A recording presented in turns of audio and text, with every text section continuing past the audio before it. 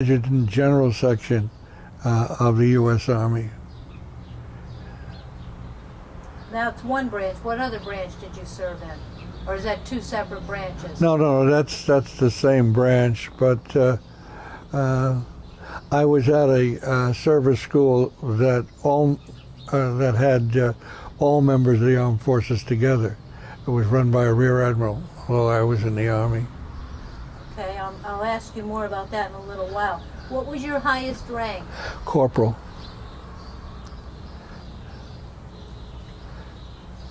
Were you drafted or did you enlist? No, I was drafted. Do you remember the year? No, I don't. I'm going to have to look it up. Okay. Where were you living at the time? New Britain, Connecticut. But I think I was at school. I was finishing off an extra semester at the University of Connecticut because I had transferred from pharmacy school to the humanities, to history, and I was 3 credits short, so I had to go and spend another 3 credits. So I didn't go in exactly when I was supposed to. So they gave you a little bit of a wait so you could finish your course? Yes, they did, a semester. Wow. Do you recall your first days in service? Yes, it went kind of fast. It was a new experience for me. I'd never had anything like that. The closest to it was being in the Boy Scouts. And I wasn't quite familiar with taking orders or cleaning up my room or having my bed made. I had a kid sister who used to do a lot of that stuff. And so it was new for me. It was a good experience, basically, I think about it. Where were you inducted? I think I was at Camp Edwards in Massachusetts. And then where did they send you for basic training? I was flown to Camp Gordon in Georgia for 6 weeks of infantry training. And boy, was it hot there. I wasn't used to the heat. And the people all spoke a strange language. They had accents, southern accents. What was the basic training like in Georgia? It was pretty vigorous now that I think about it, but in some instances it was pretty funny. I had never been under that kind of control, if you will, and I had a staff sergeant who was from Mississippi, and I had trouble translating his English into my English. It was very. And do you remember his name? No, I can't. I can't remember. Was he one of your instructors? Yes, he was. I was trying to forget it. I guess I did. At any rate, I can remember 3 incidents that took place at Camp Gordon. 4 incidents, actually. One incident had to do with the firing range. When I was on the firing range, I had glasses, couldn't see very well, and I thought it'd be a good idea. I don't know, this reflects very poorly on me, but I did it anyway. I took my glasses off. I felt if you were really good, you would immediately become a sharpshooter, and they send you to Korea. So I took my glasses off and fired my Garand rifle. And the next thing I know, the first lieutenant who was on the firing range and the sergeant came over to congratulate me.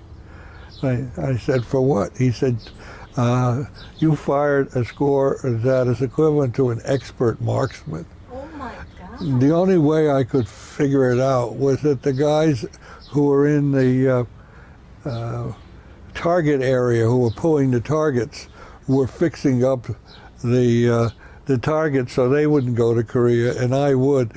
So anyway, I was kind of amazed by that. I'm sure I couldn't have hit anything, but anything. But anyway, so that was one incident. The other incident took place during the time I went on the infiltration course, where they shoot real bullets over your head, and I was sort of interested at that time in some of the ironic things that seemed to be happening to me and in the training. Aside from like going from a weight of over 200 pounds to 174 in 6 weeks. Wow. Well, I don't know what's ironic about that, except that the food seemed very strange. It wasn't like mother's food. At any rate, I was standing there at attention, ready to go on the infiltration course, where they fire real bullets at you.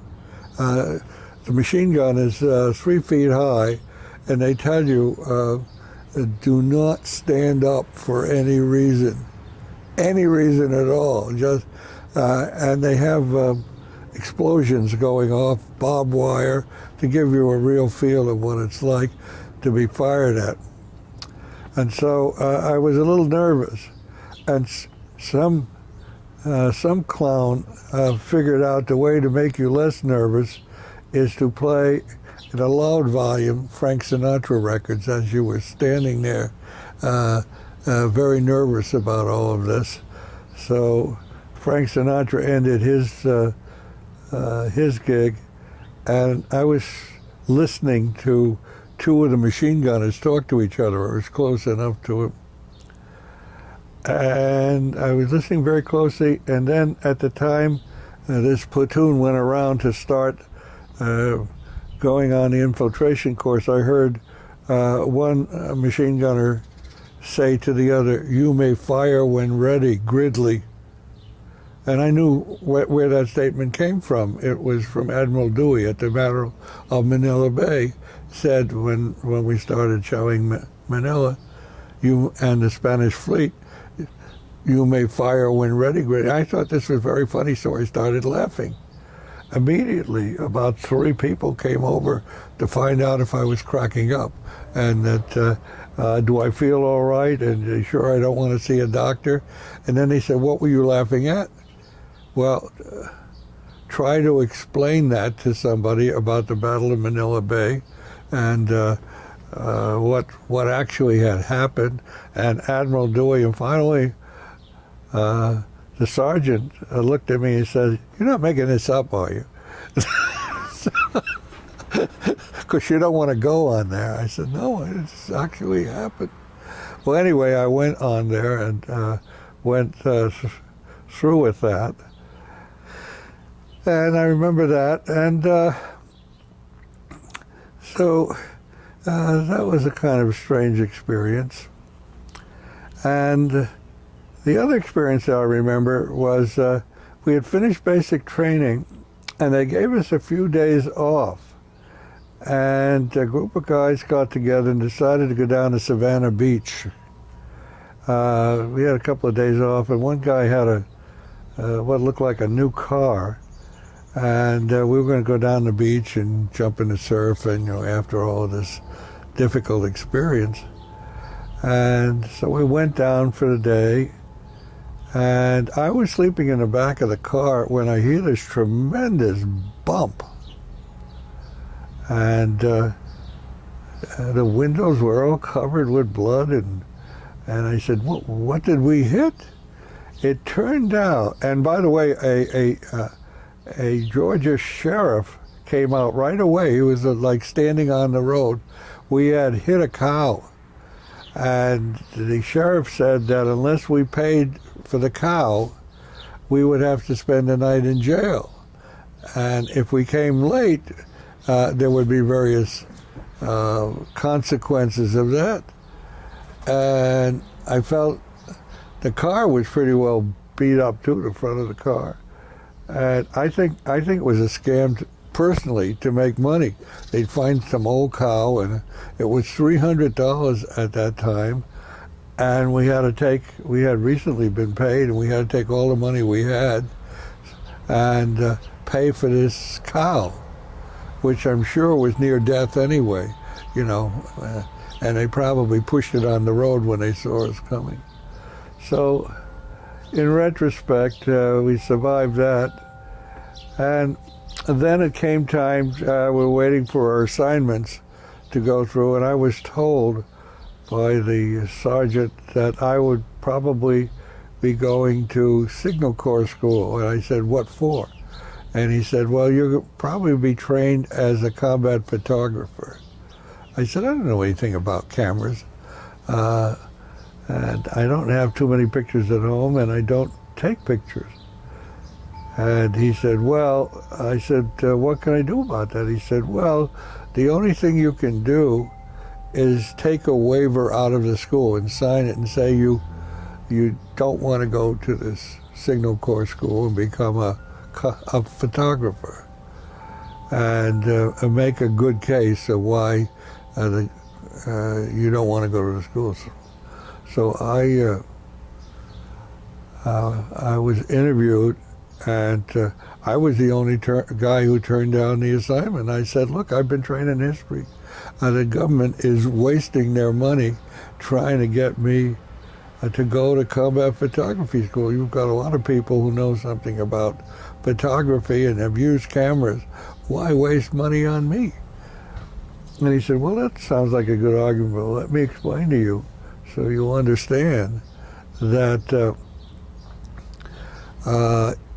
if you don't choose to go, I don't know what's going to happen to you, he said, because you go into a big, what they call a pipeline, and you could be sent anywhere. And he said, you'll have to take your chances. And I said, well, I'll take my chances. And then I found out that they had decided to send me to the Armed Forces Information School. And where is that? At Fort Slocum, New York, right? It's on an island close to New Rochelle, New York. And he said, you will go through the course and become an information education specialist. And I said, well, what do they do? And the sergeant said, I don't know. I said, they get up before the troops and tell them why they're fighting the war, I said, I don't even know why we're doing it ourselves. I have some good ideas, but he said, all you have to do is go up and give a speech. Probably the stuff is written for you. You don't have to figure out anything. And so you go through the course. So I said, when does it start? He says, I'm not quite sure, but I'll put a date down and you go over there. So I said, okay, fine. Were you the only one from your basic training class that went to Fort Slocum? Yeah. And as I had a college degree at that time, and very few of the people did it. They were either in the ROTC, Reserve Officers Training School, and I was only going to be drafted for 2 years. So it didn't pay for the Army to invest a lot in my training.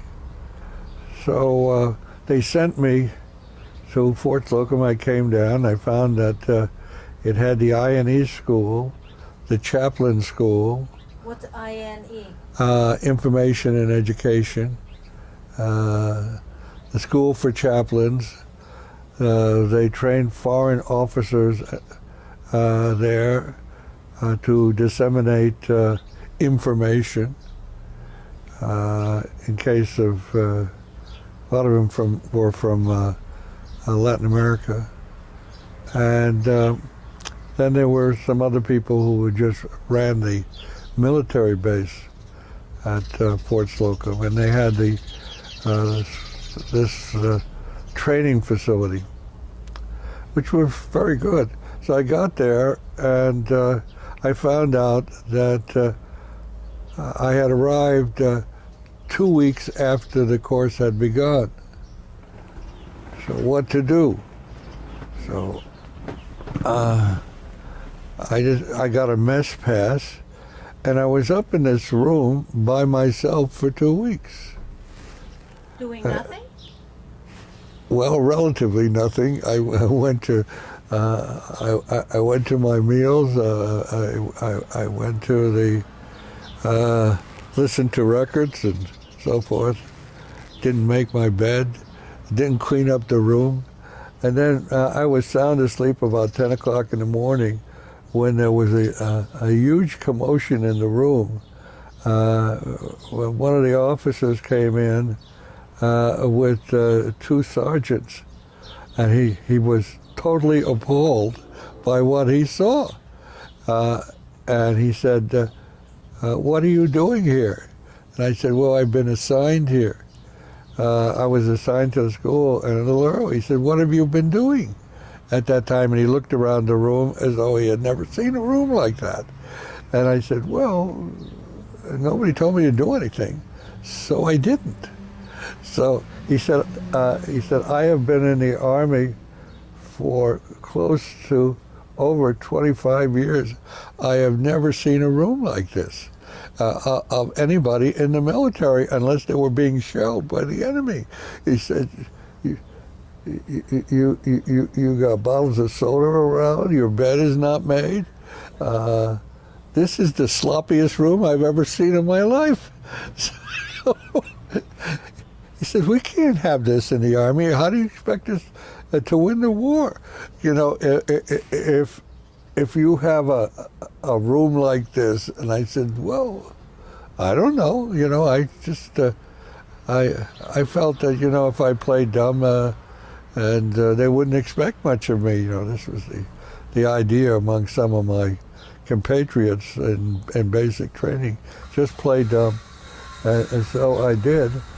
And he said he was not happy with the situation, this is the Army officer, and that he would not have anybody in his unit that had a room like this, because this could lead to its spread. And other people, I can remember it clear as day, he said other people would start not doing things, and before you know it, you have a lazy army. And somehow the logic of that, you know, seemed to penetrate, but not very far. But at any rate, I spent the afternoon polishing the floor and cleaning up my room so that it sparkled.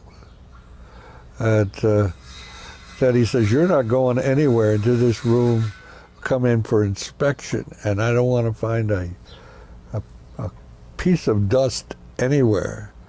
And this room, we better, if we had a camera, we'd take a picture of that and what a room should not look like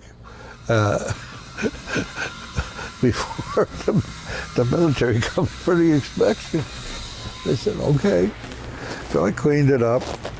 And next thing I was going through the course, and I had a lot of history courses, and I felt that the information that was being given was not what I had learned. It was information that came from the Department of Defense and from instructors there to strengthen the beliefs of the soldiers who would go out to the unit to fight or might possibly end up in Korea.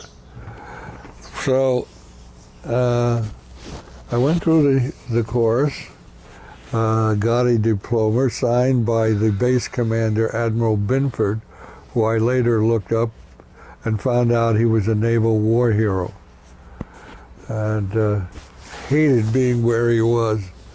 He was a man who wanted to sit in a ship and not at a desk.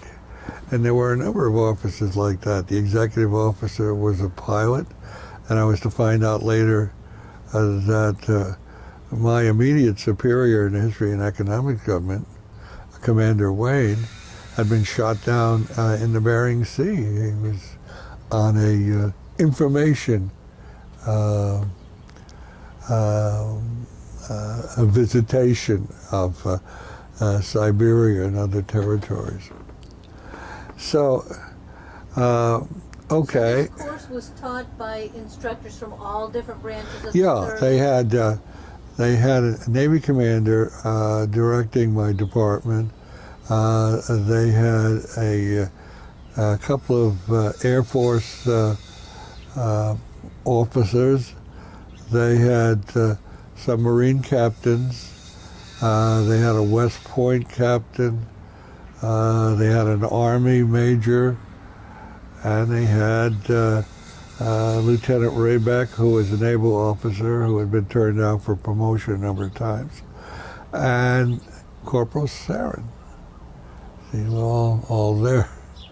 How many weeks was the course? Well, the course was 6 weeks. And then I waited for new orders, and lo and behold, I'm assigned to the History, Economics, and Government Department. I believe I was the only one in that entire group that was trained as a historian. And we had officers who were armor officers. We had a Navy pilot who had been on a carrier.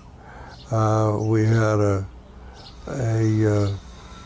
commander who had done intelligence work, and we had a West Point officer who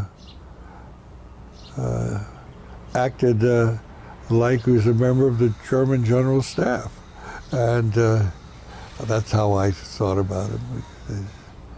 At any rate, So what was your job supposed to be? my as a job, historian? my job was to give lectures on information education to enlisted personnel, and on occasion, I acted to chair a group of officers. I acted as the chair who would talk about the evils of Red China, for example. And as far as giving lectures to the enlisted personnel, they wanted to make sure that everybody listened and they didn't fall asleep, because a lot of the personnel stayed out late. They went to New York and hooped it up, if that's the right word, and they came back very tired. And then they had to listen to a lecture on information education by the then Corporal Sarin, and they got very sleepy. So they stood them up, and occasionally as I was talking, you would hear somebody fall down. So, or if somebody looked like they were getting too tired, they stand them up, and you'd hear a couple of thumps, and so it was pretty lively. Well, then These personnel that you would give these lectures to, were these all guys that were going overseas to they were Korea? going overseas, or they're going to separate camps in the United States. The materials were not written by me so much as they came down from the Defense Department. And so there was a regular schedule or outline of what you had to emphasize to the... frankly, I began to think of it as a propaganda school, or an indoctrination school. If it had been a church, I would be telling them the gospel, and they would have to write it down and memorize it, you see. But this was the U.S. Army, and you were not in any way to be critical of what you heard, or to engage in any sort of discussion that would make it seem as though the U.S. was in the wrong or was doing something illegal. Okay. Okay, so Okay, there are a couple of funny incidents that happened in Fort Slocum. One time I was on the telephone. I had to do traditional kinds of enlisted jobs, like answer the telephone if the admiral got a call, no matter what time of day or night it was. And well, what happened was that the admiral did get a call, and the guy who was supposed to answer the telephone was in the bathroom. And when the admiral found that out, he assigned 3 enlisted men to watch each other to make sure that there was always somebody available to get the telephone. The admiral also had a... is this that same Admiral Binford? Binford. He was a war hero, actually. He had taken part in a naval engagement off the Dutch East Indies. I looked him up in Samuel Eliot Morrison's History of the Navy. And he was always,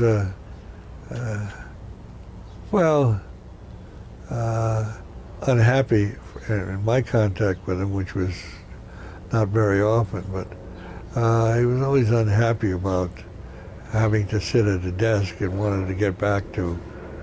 But the problem was, I seemed to feel that maybe there was a little, no, I don't want to say that because I'm not certain of it. But anyway, he was unhappy. So Shut it off. he assigned 3 of you. Yeah, to answer the phone. Wow. So, okay, I thought I had some extra time on my hands, and somehow or other I wanted to use it. At first, I was trying to decide what to do with the extra time, and I went into New York and started going to some of the Broadway shows. And I remember the first time I'd ever seen any of the shows. And one time I got some tickets, or a ticket to go to ballet. And I sat down, and the man who had provided a ticket taught in a ballet school. And he explained to me what was happening. It was my first ballet. I had never seen it before. And I was really charmed by it. I thought it was wonderful. I also had one experience that was not quite as pleasant, and that was I was tossed out of a play. I was sitting in about the 3rd row. I usually got good tickets at the USO, and Arthur Miller was putting on a program called Crucible.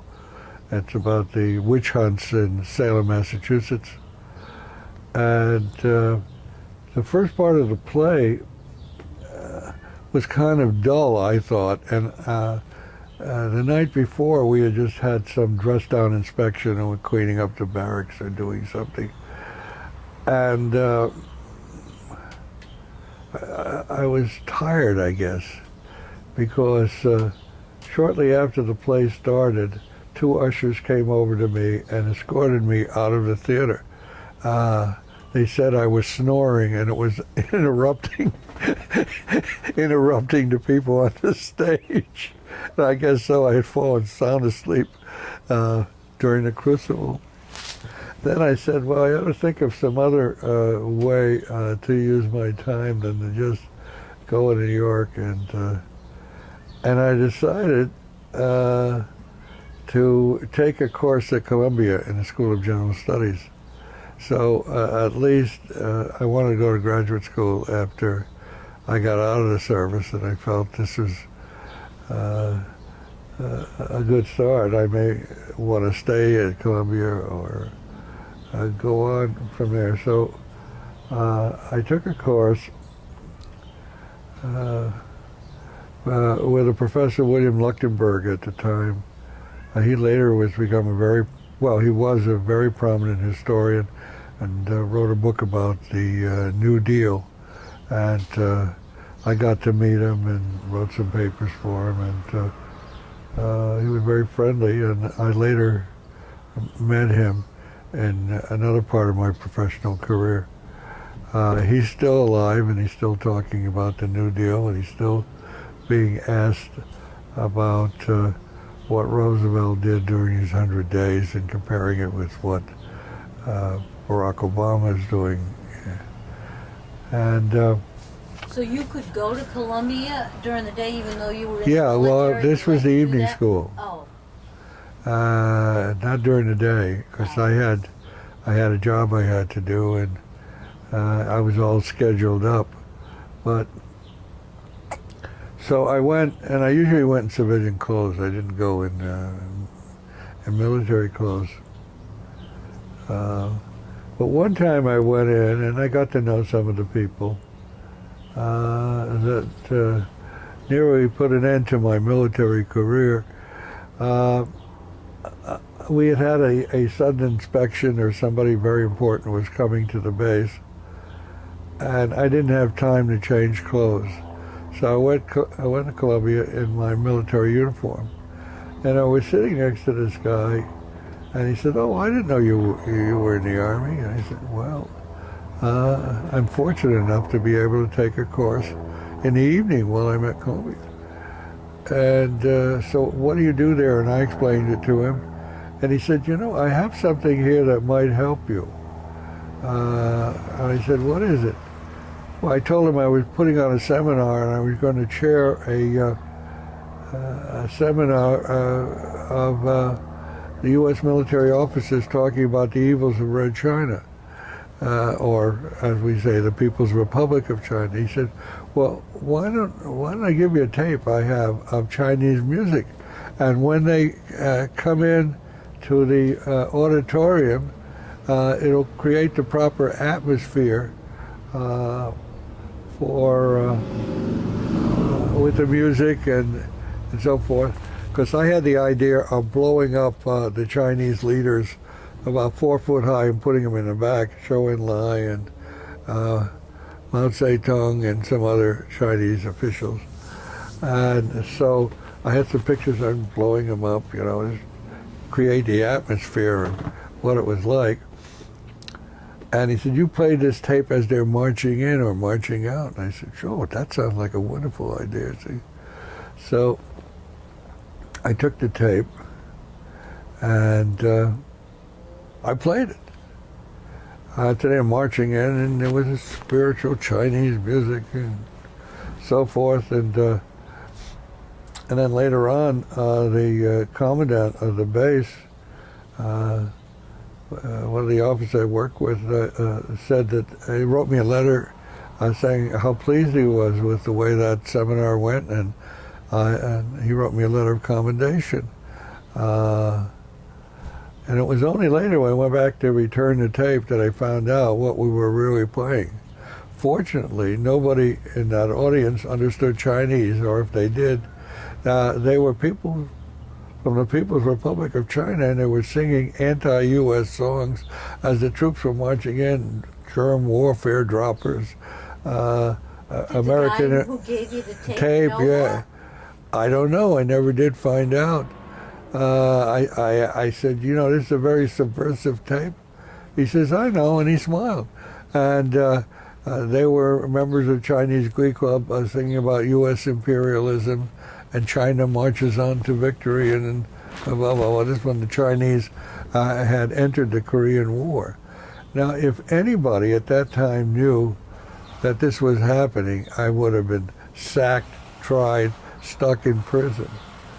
And so I didn't say anything about it, although I had come very close to being charged for some sort of treasonous activity, which was not really my fault. I don't know, you know, whether my explanation would have been acceptable. I thought about it later when I read a book by a private who had the job I had after me, and who was charged with treason for changing some of the material that came down from the Defense Department, and giving his own point of view on it. And he was finally saved by his sergeant who said that he admires somebody that was able to express his own point of view, and isn't this what America's all about? I was not as courageous as he was, unfortunately. That was the book by this man, Garbus. Did you spend your entire time in the service at Camp Slocum? Fort Slocum? Yes, I did. And then I was, reaching So it was discharge. 2 years? No, actually, it was less than 2 years, I think, because they said something about discharging me early, a couple months early, because I was no longer needed.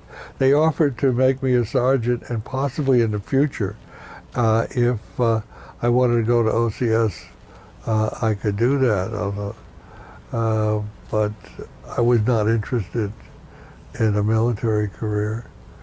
Although I felt that it had, the 2 years had been very beneficial for me, and that I had been treated very well, and so I have no hard feelings about being in the military. I rather felt that I was lucky to have had that experience. So anyway, I applied for graduate school, and I thought since I hadn't been around, I would go to graduate school. I went to Yukon, so I knew some of the people there, and I felt comfortable there, and get my master's degree in history, which I did do. And that was after you were discharged? After I was discharged. Then later on, I married somebody I met in a USO, and who was a very good ping pong player, and she accompanied me to Yukon, and we lived on campus, and I went to, I finished my graduate education. I decided I wanted to go into public school teaching. So I was hired by Farmington, Connecticut. Spent 3 years there, and then I got a note from one of my advisors that there was an opening at E.O. Smith, which is University High School, and I had all the requirements I would need, and that it was a place to go, and be on campus, and a good place to be. And I went to Yukon and taught in the University High School for a while, and then I got a little bored with that. It turned out to be too much like a typical high school, and I got in a doctoral program, and so I was working on that when I got an offer from Yale to come to Yale. To teach at Yale or to go to Yale as a student? No, to teach there in their Master of Arts in Teaching program, because I was considered by them to be a master teacher. And so I went there and published a few things. And no, actually what happened was that I never finished my doctorate because I had to work. I was working 2 jobs because my family had to stay alive, and they weren't getting. And I was going to school full time, and it was just too much. So, and I was having marital problems. My first one. So, How long did you stay at Yale? I was only there a little over a year, and I had been hired by somebody there who was trying to replace a number of people because the department chair was, are we on camera now? Yeah, department chair was on leave, and he was trying to squeeze himself and make himself the department chair. And it became an uncomfortable situation because I'd go into, when the chair came back, he wondered who I was, and then he'd want to know all about the other guy who had hired me. And then when I went in to see the real department chair, the guy who hired me wanted to know about it, and there was an internal conflict, and I had to get out. And then this is when I applied for a job at Eastern. And then you taught history at Eastern Connecticut State University for how long? Oh, maybe 29 years or 30 years. Wow. Yeah, so. All right, go back to when you were at Fort Slocum. Yeah. I'm going to ask you about some questions about the daily life there. How did you stay in touch with your family? Well, I could just call them up. They were in New Britain. Yeah, you had a very unusual experience. You were really close. Yeah. So you actually I had a car later on the campus, and I would go home to see them. And did you get to go home often? I didn't want to go home often. So, they also had a recreational building where they had classical music, and I got to listen to a lot of it there. And I don't know, I think just being around New York has sort of broadened my education. And then going to Columbia was something else. And I think that was one of the reasons that Yale found that I would be a good person. While I was at Yale, I received about three fellowships at Yale. I got out and I went and provided by various groups at Yale.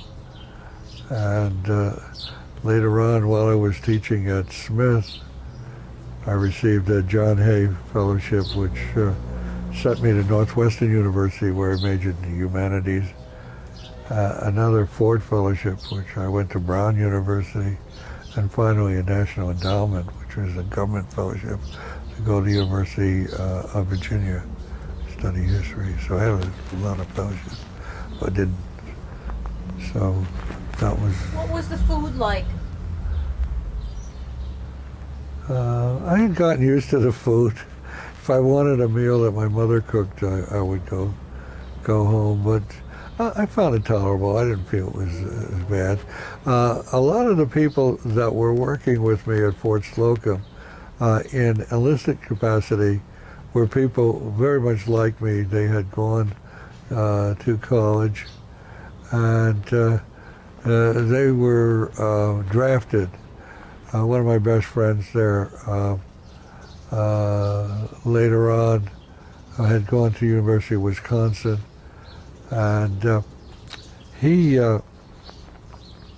was in charge of the film library. So I spent time watching films of the Holocaust that had been captured captured from the Germans. So I saw the whole thing, and I could watch captured German films, other kinds of films from the Second World War. So later on, I visited him. He was a psychiatrist, and we still, every once in a while, communicate with each other. And so, let's see. Did you feel pressure or stress while you were in the service? The only time I felt any real stress is when my expectations of what I should be doing and my job did not meet the expectations that I set for myself. Sometimes, I'll tell you one story. I chummed around with one of the enlisted personnel, and we got to be good friends. And then there was an occasion where I was put in charge of a detail to clean up, and he felt that it was just a lot of baloney and that one should take these things seriously. And my feeling was that he had to do his job no matter what he felt about it, and that I didn't want him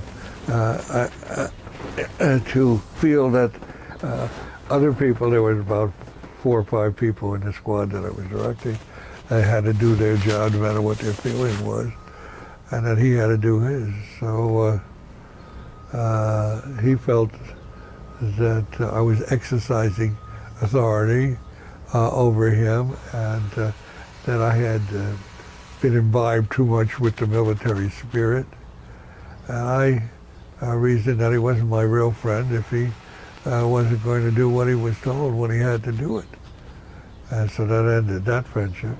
It wasn't a real friendship anyway if somebody was going to do that. And so there were incidents like that, or people I got very close to. It was, fortunately for me, like being almost on a college campus. We were living in dormitories, and I had a roommate, this guy that became a psychiatrist, who were very intelligent and interesting to talk to, and there were other people who listened to good music and enjoyed the situation.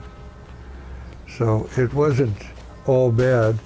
I felt I was very fortunate to be in that kind of situation compared to soldiers who are on the front line in Korea.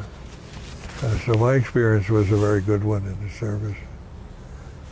What did you do to entertain yourselves when you were at the camp, when you were at base? You actually had plenty of entertainment. Well, I could have gone in New York when you could leave. Did you do anything on base? Well, I was reading. I was doing my homework for my course at Columbia, or I was listening to records. They had a large record catalog, and I'd listen to them with earphones at that time. Now, I know you saw one USO show. Did any other USO shows come to your base? I can't remember. I met my wife who worked in the USO, and she was a graduate of one of the colleges in New York, Queens College in New York. And I started going with her, and after I was in the service, I guess I proposed marriage. And so I met her while I was in the service, and she worked at the USO. Did you keep any friendships from your time in the service? Just briefly. The one guy who was my roommate, a guy named Walter Johansson from Wisconsin. But he was the one that introduced me to some music I had never heard before. Particularly that time it was headed toward the 60s. Joan Baez, I had never heard of her before. I didn't listen to her. And some of the other singers that he collected folk songs. And so... Did you stay in touch with him at all after the war, after your service? No, I sort of lost touch with him. What did you think of officers and your fellow soldiers? Well, I had a close friendship with one officer who was an Annapolis graduate. I felt bad for him because he was a Navy lieutenant who was in charge of aircraft on board either a cruiser or a battleship. A guy named Lieutenant Raybeck. Raybeck? And Raybeck, yeah, Raybeck. And he was in charge of a flight of planes that would be launched from the ship as scout planes. And what had happened to him was kind of terrible. He's a very bright guy, but I sort of saw him at the tail end of a career that was going downhill, it seemed to me. I would go out with him and we'd have a drink or go out to dinner. And Lieutenant Raybeck. yeah,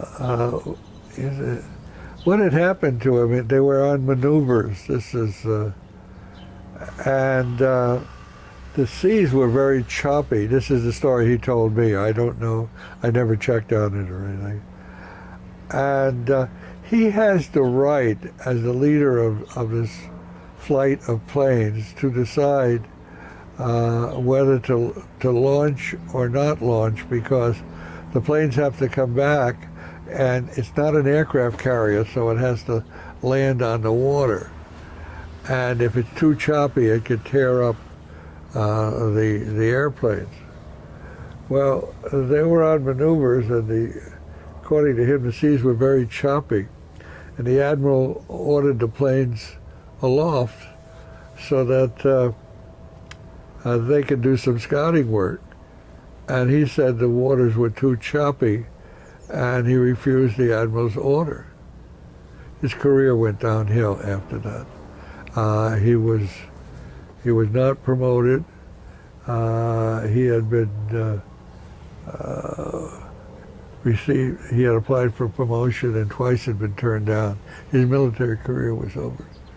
And so we'd sit and talk about it. He seemed to be a very nice guy, but he was very unhappy. And I don't know whatever happened to him.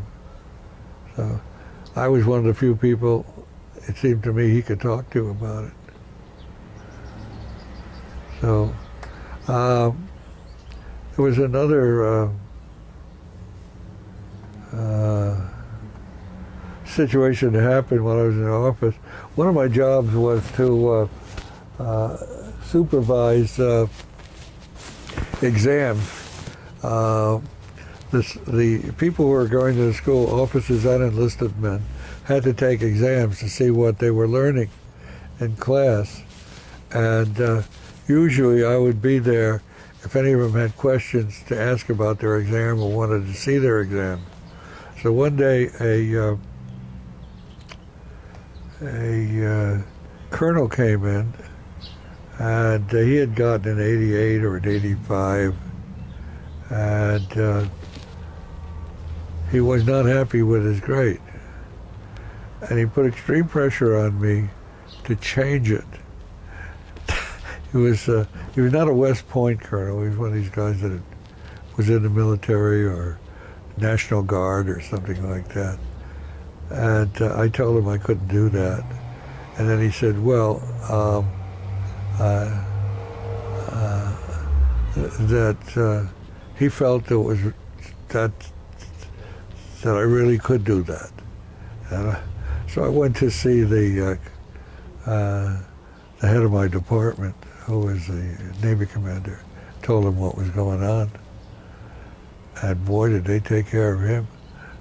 I mean, I never knew what the final outcome was because they didn't, I was not higher up on the level, they wouldn't tell me, but I saw hide nor hair of this guy. He disappeared from the class. So that was the end of that. And the other time, I had funny kinds of duties because they wouldn't hire the officers to do this, but I felt like I was a maitre d' in a hotel sometimes, because whenever some class came in of high-ranking officers, I was to show them where their quarters were. And so I'd have a clipboard with officer and their roommate would be here. And they had just graduated from the Army War College, or what was the equivalent in Navy and Marine Corps. And there was one guy that came in one time, and I showed him his room, and he said, I don't sleep in a room with anybody. I sleep in a single room. I think it was a colonel or somebody. Maybe it was a brigadier general. And I said, I knew he wouldn't explain it to me because I wasn't higher up on the scale there. So I went to see a commanding officer for the base, who was a major in the armor. And so I called him up and I said, Colonel or General so-and-so refuses to room with another officer, one of the new students that came in. And he said, well, why is that? I said, I don't know. I'm not high enough on the command level, so he wants to explain it to me. I said, it would require somebody of much higher distinction than myself. And he said, well, I'll be right there. And I can see the car circling around this island. And Major Burns came up and apparently they straightened him out and they put him in a single room. And so I asked later on, I said, Major, what was that all about? And he said, well, he was an instructor at the school, and some of those people were his students, and he didn't want to be in the same room with his students. I said, oh, I guess you could have told me that. I wouldn't have told anybody. But that was the only time I can recall.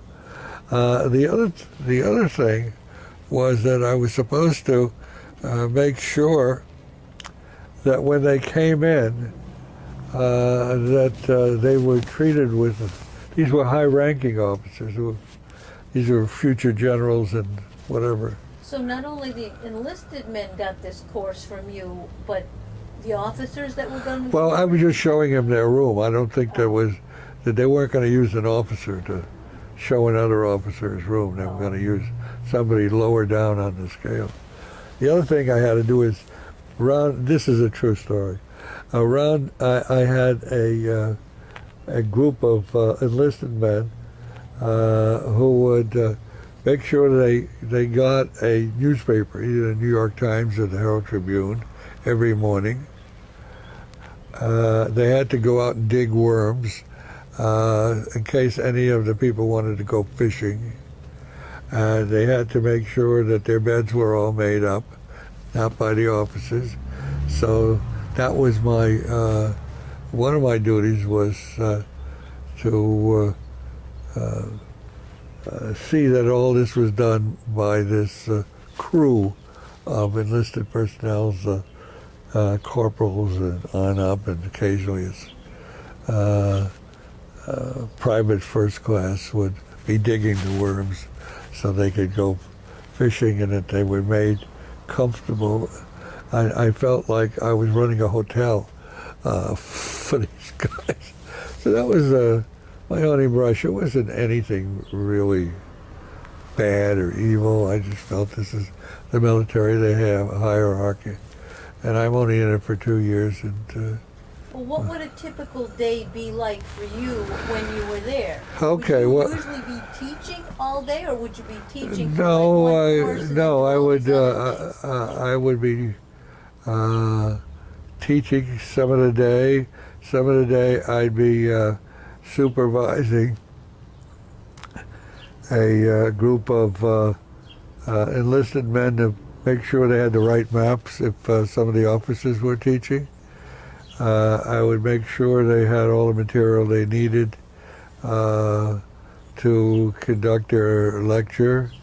I would make sure they had everything that they possibly could want to make sure that everything was running on time and that they had what they needed. And so I was like a father, mother goose, I guess. You know, this is what you need, this is what you get. And then I had to do my own stuff, mainly with enlisted men. Occasionally run a seminar for them. See? And when we were all together in the department, nobody gave me a hard time. I was treated very well about it if we had department meetings. I did get into trouble one time with this captain who I felt I wasn't happy with my being around. One day I had nothing to do. I was sitting in the office, and they had a sign-out board of people were signing out where they were and what they were doing. So, I mean, you couldn't just float around, you know, in the library doing this, doing that. So I thought I'd be very smart. And the people were listed on the board or had cards with their name on it according to date of rank, when they became a captain, when they became a major. So I said, gee, I think I ought to. It had been a certain way.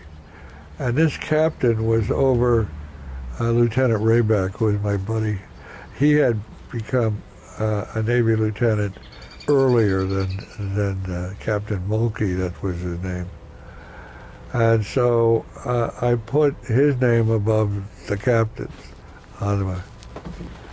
And the first thing, the captain came in and noticed that his name was now below the Navy lieutenant. And he said, why did I change that? And I said, well, I put according to date of rank. And he said, well, I like the old way. I mean, I'm not going to, you know, with any job you have a problem. And I said, but date of rank, he outranks you by a year or so, or 2 years, I think. And so there was a big hassle about that. I don't remember how it was really solved, except that the Navy lieutenant said, look, if he's going to make a big fuss, forget it. You know, I don't care. You know, I just did it to have some fun. I didn't know he was going to react that way. But he really wanted his name on top of the other guy's name. So you would have some silly things take place. Now you said at Camp Slocum or Fort Slocum that they also had the chaplain school and the foreign officers. Did you have any interaction with those groups? No, not really. They all had their separate schools? Yeah, they had separate schools. I mean, that was considered very good duty for somebody in a chaplain school, or to be for an officer to be there, although there were some officers there where officers who had been in the armor group, will be equivalent to a tank officer, just was bored to death by this kind of job, or had been a flight officer, and they didn't like this kind of duty. They just felt that for some reason they were being shaked out, and you know, it was like a desk job, and some of them wanted some more excitement in their lives, and they didn't think kind of job was what they really wanted to do. The Marines particularly, they just They're doers. They probably don't like to sit. yeah, they didn't want to sit around. Do you recall your last day in service?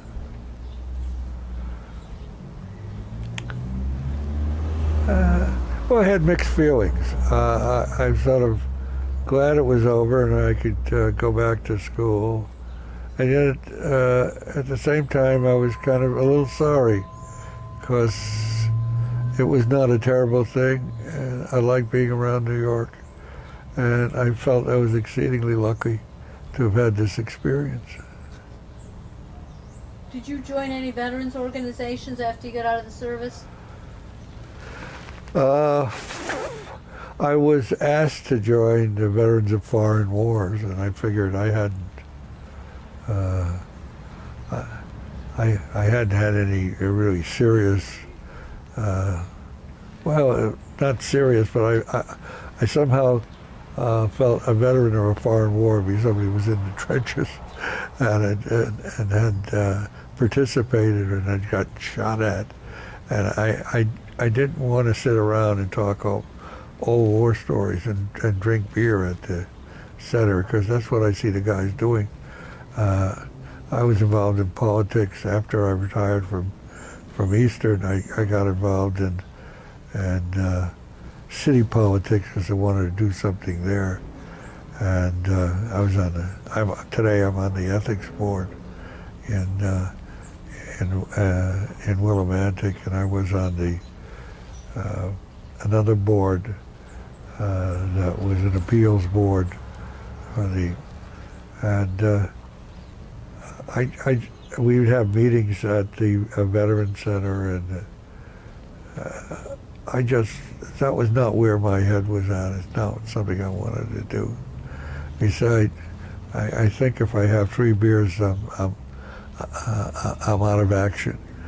And my wife knows that. She's always watching me to see that I don't have more than 2.5 glasses of scotch, because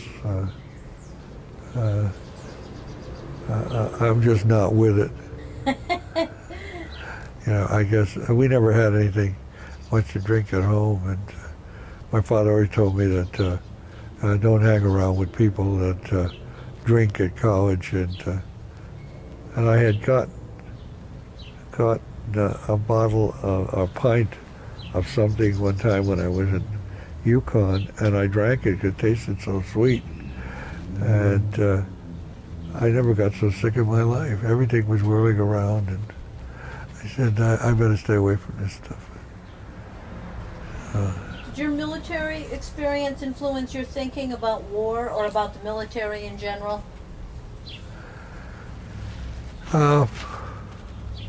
Yeah, because I felt that some of the stuff that was coming from the Pentagon was inaccurate, and that it was more propaganda than it was actual truth, and that I was not really dealing with some of the things as they should be.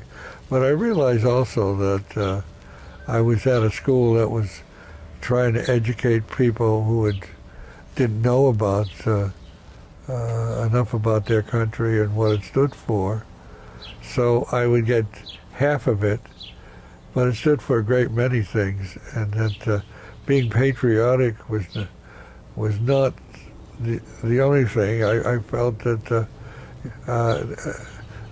that is okay in its own right, but sometimes it's really superficial, and that's why there were American prisoners of war in Korea that couldn't stand up against brainwashing because they didn't know enough about history. Had never been taught some things about some of the bad stuff that happened, and particularly they didn't know enough about slavery. They didn't know enough about some of the riots. They didn't know about some of the what I would say imperialistic things that the United States did, and that perhaps they should know something about it so they could deal with it. And they weren't strengthened enough in that area. So if somebody questioning them, it would be a weakness, because the communists or Koreans who captured them had a lot of that material, and they were able to break down some of the servicemen because they showed them materials of stuff happened, and they say, well, why didn't your country teach this and did that? And stories about how we treated the American Indians, and stories about how we treated black people, and the stories about labor strife, that was left out of it. It was only the patriotic stuff. So I feel that in school I try to remedy that and see different sides of a picture. I don't know if you remember any. What course did you take? Did you? I'll talk to you after. Oh, okay. How did your service and experiences affect your life? Well, I think I have more of an understanding of the military than people who've never been in it. And this has made me a little more tolerant about a number of issues. Do you think that it helped you in your role as a history teacher later? Oh, yeah. Yeah.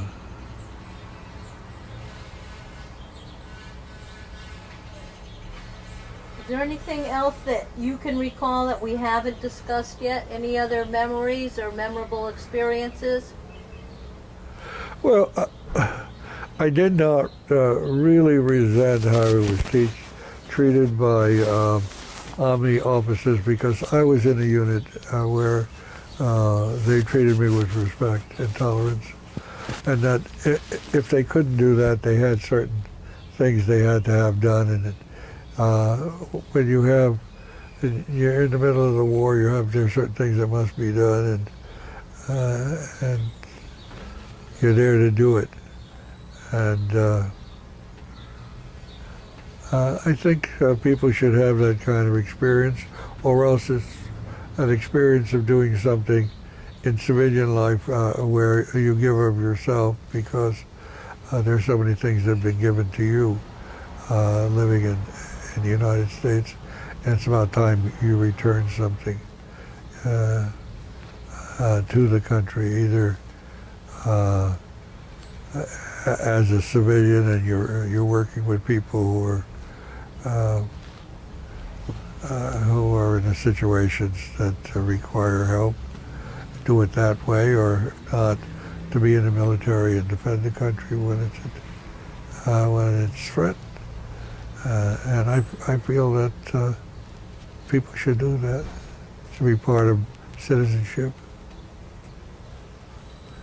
Is there anything else you'd like to add that we haven't talked about? No, I think we've talked enough, or I've talked enough. I'd like to thank you for your interview, and I'd like to thank you for your service to our country. Thank you very much.